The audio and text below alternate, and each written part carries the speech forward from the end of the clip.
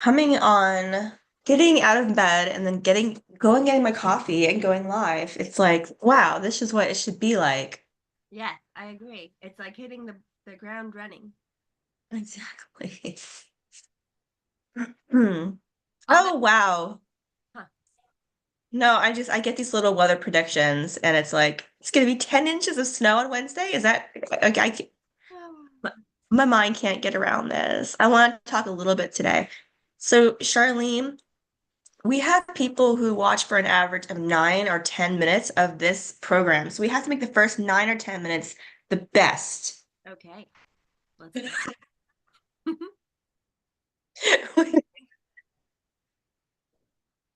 Okay, we're gonna make it as juicy and as good as we can because the first 9 minutes, and that's when Otter AI just tends to bounce out too. He's like, I'm an AI assistant and I don't care anymore. I'm leaving. Wow, tough crowd, man.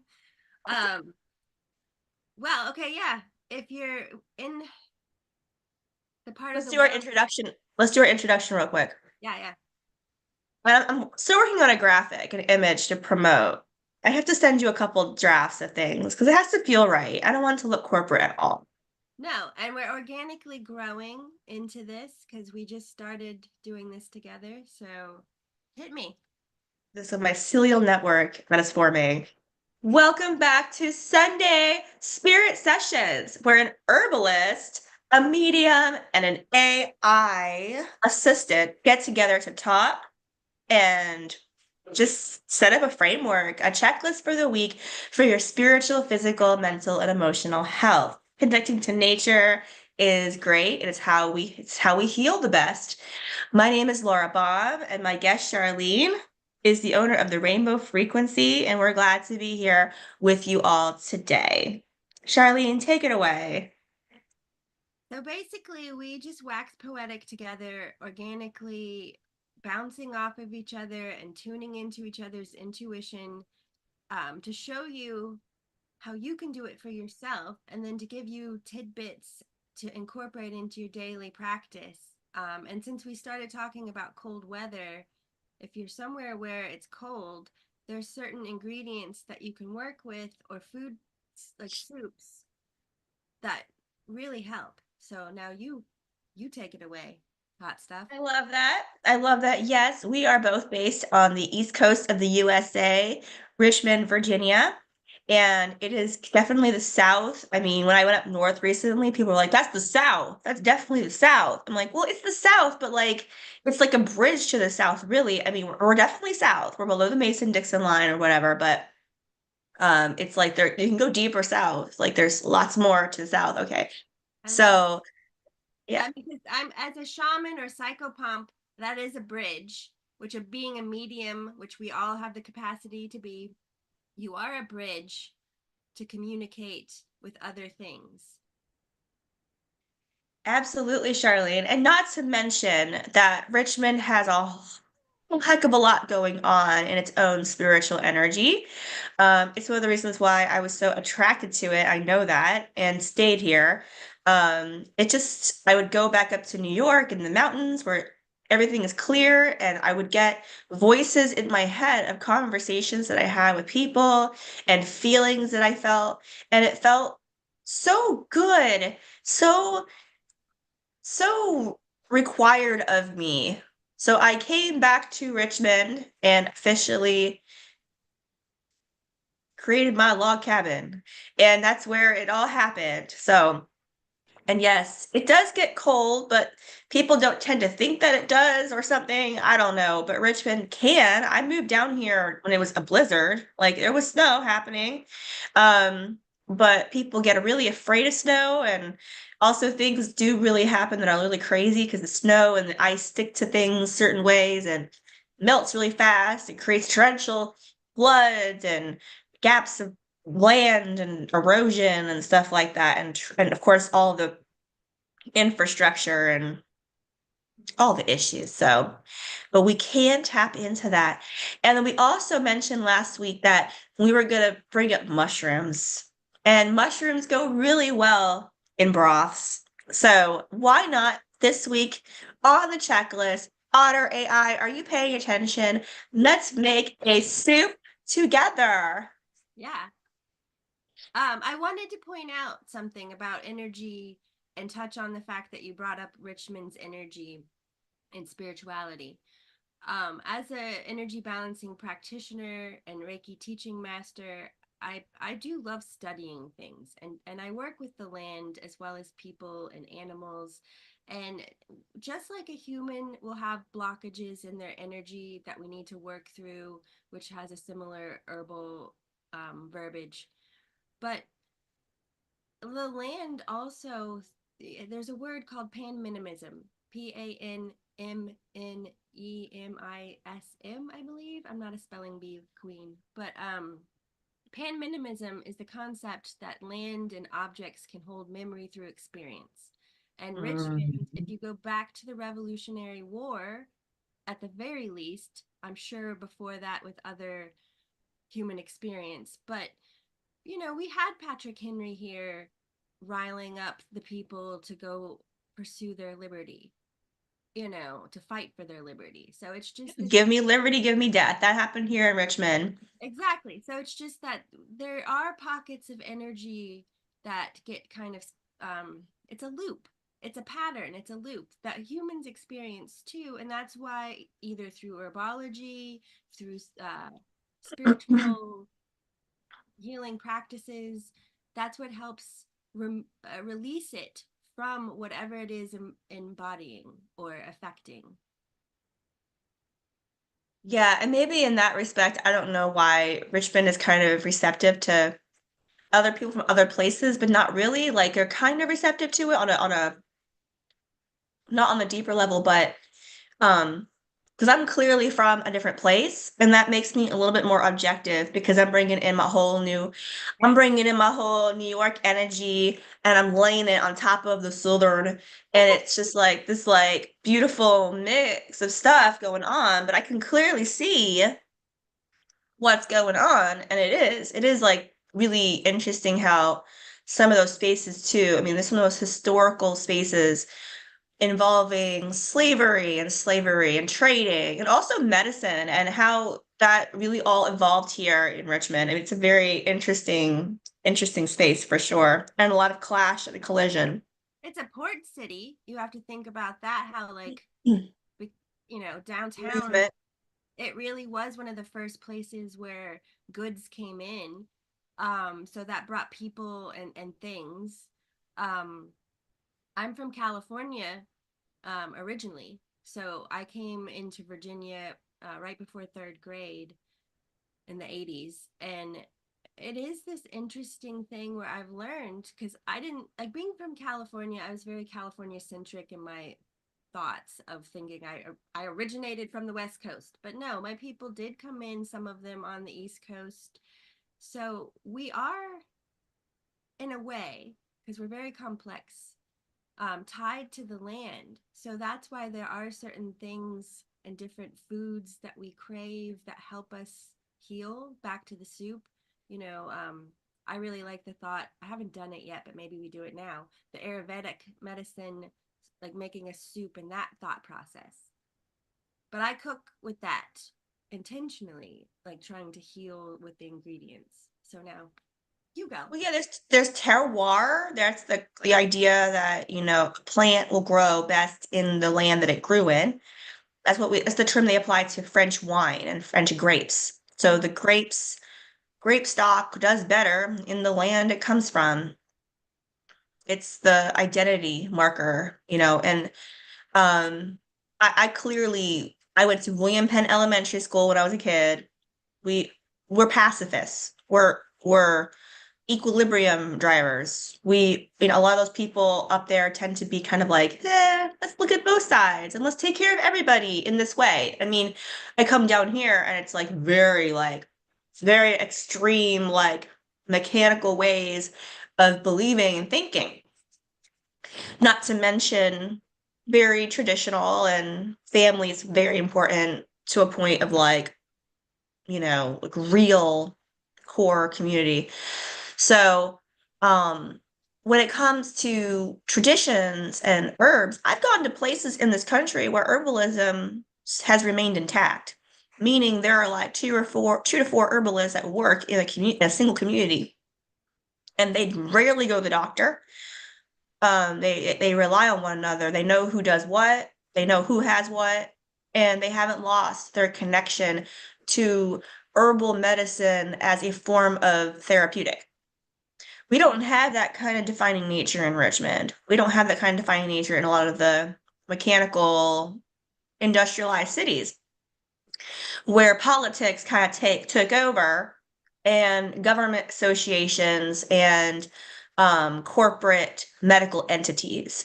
Like up north in Bethlehem, there used to be a bunch of independent hospitals, and now it's not. It's all under two major hospital systems, just like here in Richmond.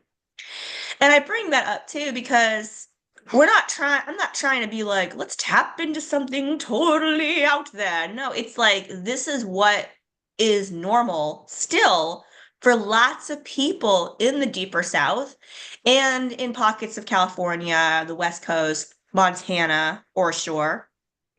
And a lot of reasons are because they're so rural and they have no doctor close by, but it's also because they chose to remain intact with their traditions. And that includes very strong family links, almost like a mycelial network of mushrooms, to their land story.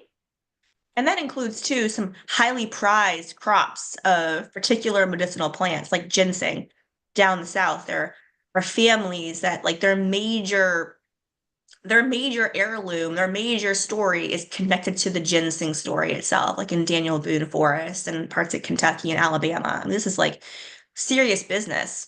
And they drive economics down there in addition to herbal medicine story and land story. It's like the same story. And so, we're not like trying to like be like, this is something completely outside of yourself. Honestly, you just tap in, it's innate, it's already inside of you because we have older reptilian kind of nervous systems that haven't changed, and they're probably not going to change for hundreds of years.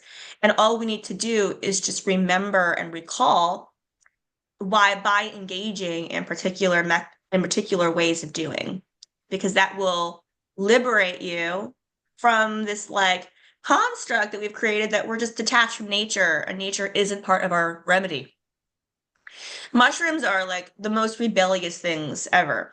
But they are also some of the most healing things ever. And they are even more able to heal the environment than plants. There are lots and lots and lots of plants in the plant story, but mushrooms are older, and mushrooms are actually more bioidentical to humans than plants are. They're closely similar to us.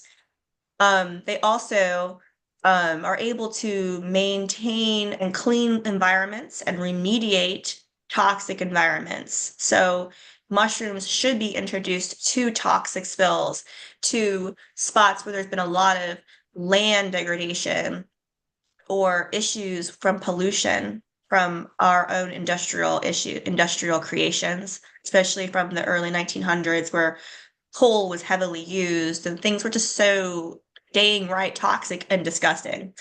But that's just because, we didn't know any better. Now we do, and mushrooms should be part of that solution. So I really lean heavily on the research of host defense, and that particular area of mushrooms because they go so deeply in research to learn not just about people and how we can heal and do better with mushrooms in our body, but also how mushrooms can literally heal our environments. That's their intention. That's what they do. That's their purpose. In addition to supporting networks of other plants, because mushrooms, if they are happy and they're growing in connection to one another, will make plant communities also grow in community together. And then vice versa, humans grow in community together. Yes, Charlie, I can hear you. I can hear you wanting to come in. Oh, my brain is spinning off of what you're saying. Yeah. Yeah, Yeah, that's I'm why sorry. no, in a good way. You're giving me food for thought, pun intended. Um, that's why I grow my garden um with companion planting, and I create as best I can. And I'm more of a naturalist than a gardener, but I try to create ecosystems that support each other. And that was my passion. So I love when you articulate it the way that you did. And I'm like, it is innate. I didn't know how to say it so well. But, and two, like, we are all, not all of us, I won't say it that way. A lot of us are suffering from chronic stress and depleted adrenal systems. That's why, to me, the mom in me is just like, that's why we really need to incorporate as best we can mushrooms into our daily diet. Because to me, that's the easiest way to practice it as the lay person, you know, not a trained herbalist. But also, I wanted to ask you a question. Um, Back to being us tied to the land that our ancestry comes from. Again, it's not all that makes us up, but that's one component. I was curious if you found with your patients that you were drawn by your intuition and working with them towards things that were more from where they were from. Like if there was a connection and compatibility in that way that you saw with people and the land. I think that I think that everybody has had in common the fact that they are disconnected from their actual Origin. land story or their family in some regards. There's been some type of there has been a pattern of a lot of like lone wolves or people who are out really doing it all for themselves, and then it was a dramatic pause needed to take place because they had some kind of major illness that really needed them to pay deeper attention to their family and also maybe to their trauma or to their ancestral lineage. Um, and it's usually not always the most explainable um reason for why they're sick. I tend to attract a lot of autoimmune conditions, a lot of people who have other things that they're like, I don't understand why this is happening. It doesn't fit the bill or fit the box of what is supposed to be this illness that I've been diagnosed with. Yeah. So Um, yeah. well, because I was, for example, like I know from my own experience, because I didn't know my ancestry until I got my blood tested to see if I had celiac, and then I got to see. Well, it's interesting. There's a lot of things I've always been drawn to, which are very medicinal. But again, it's food, and it's things that you would crave that are comforting in a sense, and it just made me kind of see how even though I'm removed from certain places, I am drawn to eat it, but also it is, again, eating is in part healing in my thought process. So it's Yes. just fascinating to see how, even removed as we are and disconnected from the land, it is so much a part of us. And if you listen to what your body craves, and I'm not talking like French fries and donuts, not that I don't eat them, but you know, that's where it's curious to see. Because in my Mhm. argument of why I am doing what I do in my field, it's to show people, like, really get to know who you are and what is coming through to you from yourself in a lot of senses. You know, like your spiritual team is your own. It's not as external as some people describe it as, in my opinion. So it's all an internal GPS that's helping keep you safe and strengthen you. I love that. And it's so important to have spiritual health and spiritual development part of the healing process. And all I do, all I do is give a psychological reprogramming framework because it is the habits that define us. If we decrease our stress, we decrease health risk, period. Yeah. And so much stress is associated with illness and what we think we have to do to manage it. Well, the stress creates the illness. A lot of cases it does, and healing has to be psychological. So I asked a question about childhood experience in my Facebook group, and it was a simple question, but it wasn't. And for some people, it was like a really important question to ask because a lot of us, our disconnection from nature's spiritual development abilities happened in childhood.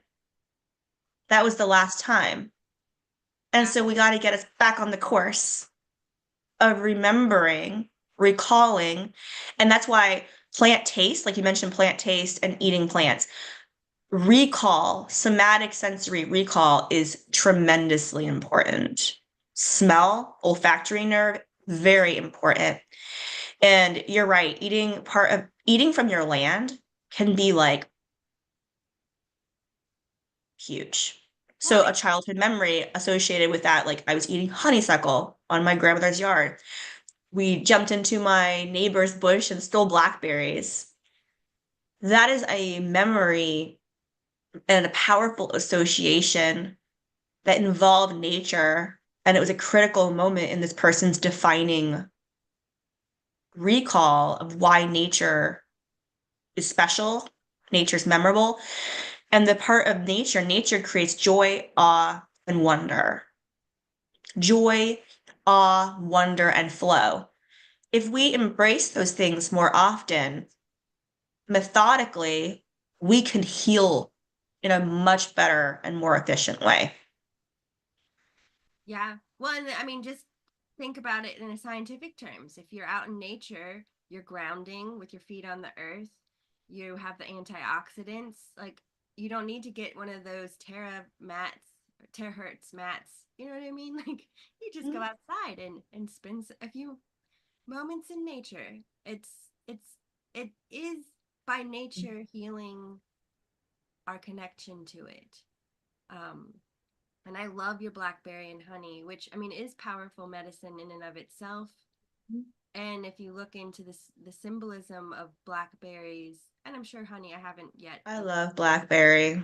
Yeah, but blackberry symbolism, spiritually speaking, is Mhm. absolutely beautiful. Yep. Because I've had a similar moment where I connected with it and then I looked it up and I was like, that is on point with exactly emotionally where I am, psychologically where I am. Yeah. Again, because it's when you're healing yourself herbally, spiritually, psychologically, you're unworking the knots to let go of the blockage. Hmm. I love Yep. these sessions. I don't care how I many love people are listening. I love spirit sessions and I love the concept of knots. I mean, I do come from Pennsylvania, particularly in Bethlehem, where it's very strong Celtic origins, and Celtic knots are everywhere. We speak of knots. That's part of our healing too. I love it.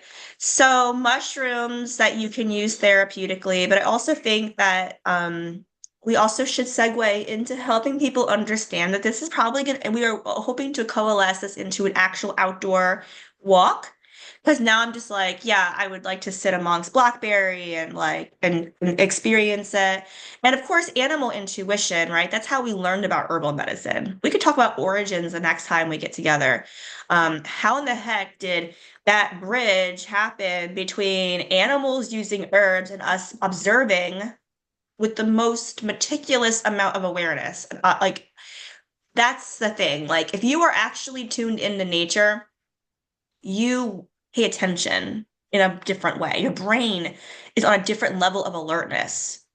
yeah, So, caffeine is like, our substitute yeah, for what actually happens if you are properly attuned to wild, because the people who had to observe these animals had to be so careful and um so sensitive to the I point where they were able to understand that this was good for them and not poison. yeah, I live on Brook Road, which has been a road since forever.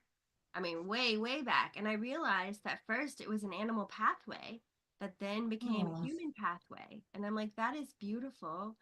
And it's just crazy when you start to think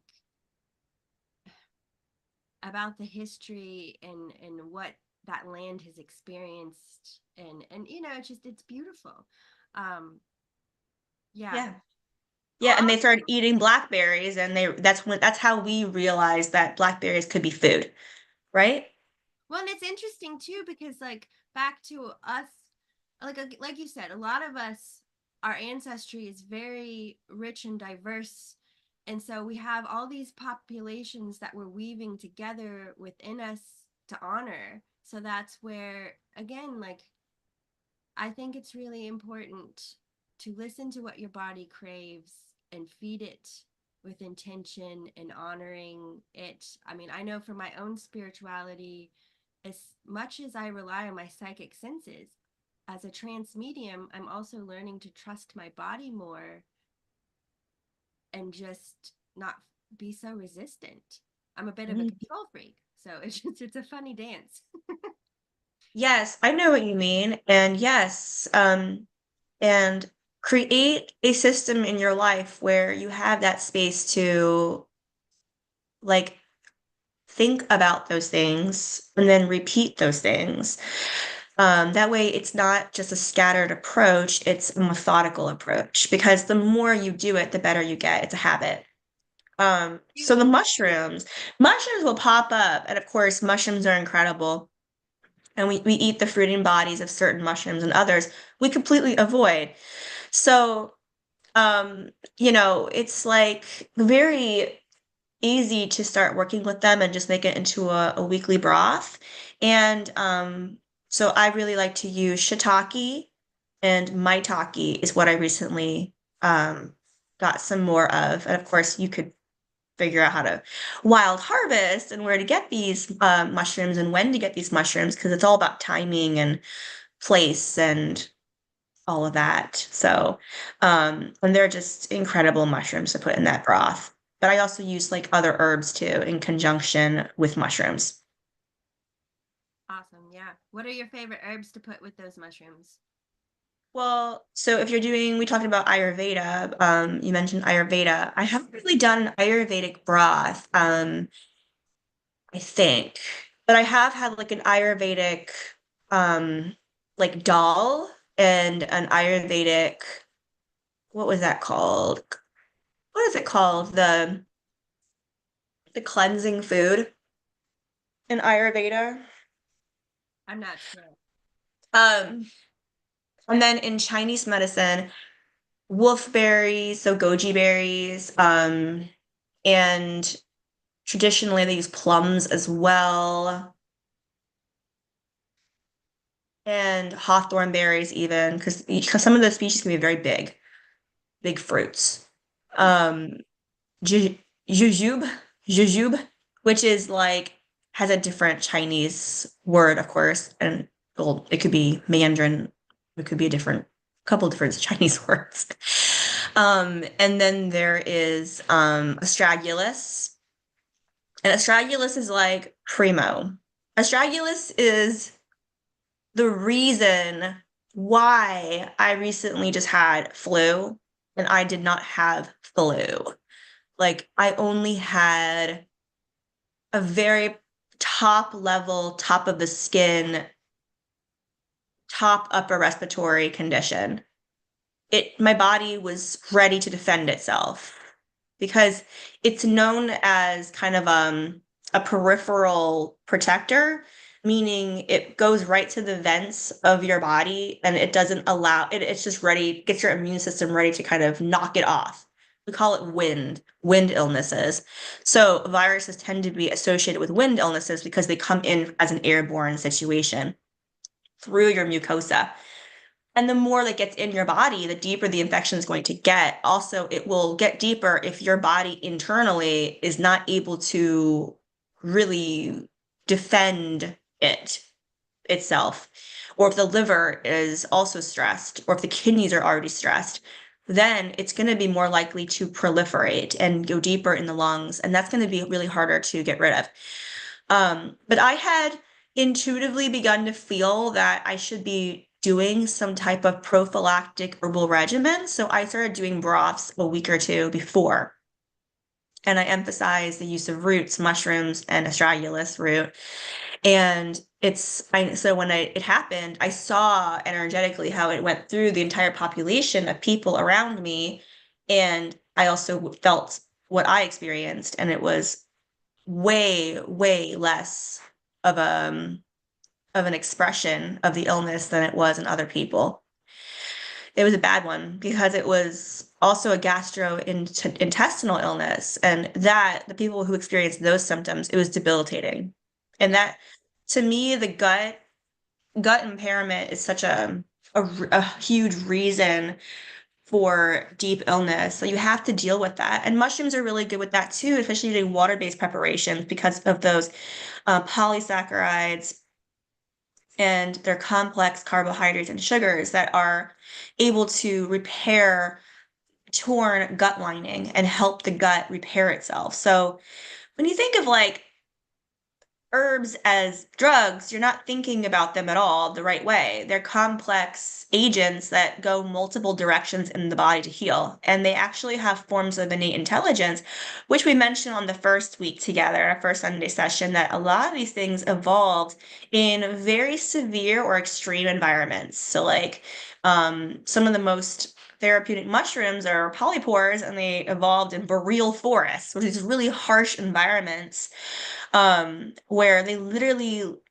it's extreme acclimation. And so that indication should tell you that this will help me in situations of extreme acclimation. So we call that the doctrine of signatures, when an herb or a plant or a food can tell you. And that's how we learned a lot from indigenous folks of a plant or a mushroom or a food. But who told them? And so the information, being open to it, is always something that has to do with sensitivity, intuition, spirituality, directions, um, holistic leanings, true holistic paradox, and holistic vocabulary. Yeah. And I love that you just showed us in that conversation about using your intuition, listening to your body, what it needed, and you made broth. So, we tied it all together beautifully. Yes. Yes, it's, you begin to know, and some people will begin to know right when they feel it coming on. But there is a period of time where you can feel it before you feel it, where there's an energy change, a shift. Um, and there's the preventative measures. That's why Ayurveda is really great, because Ayurveda helps you determine your constitution so you understand your particular way and what you should do in particular times. So wearing the scarf on the back of the neck as the weather gets colder. So it just helps people kind of build that time up a little bit, where they have activities they can do in between in preventative ways, preventative measures, which is true preventative medicine, which was, of course, promised to us in our American healthcare system, conventional healthcare system, but it doesn't exist except for wellness checks and particular screenings for particular specific disease formations or disease progressions. That's not the same as lifestyle and wellness preventative medicine, which is directly dealing with lifestyle, environmental triggers, stress triggers, and seasonal changes, which your food should change depending on the season according to holistic medicine. In Chinese medicine, as it gets colder, you should be switching to completely cooked foods, cooked fruits, and a sequential order of how you eat to properly digest the foods at optimal times during the day. Yeah. Um, well, awesome. I think we lost our AI person, or not person. We lost the AI because we're over the time that I guess it's allotted. Yeah, that's it. So tune in next Sunday. I think we're doing this for a couple more weeks, and then we also will be scheduling this walk. And Charlene, thanks for tuning in again. That was an awesome conversation. I can't wait to see the notes on it. I know. I really do enjoy our conversations and how it seems to spiral out, but then it's coming all the way back together from what we started. I love it. Yeah, it's super fun. I love it. Well, thanks again, everybody, and have a good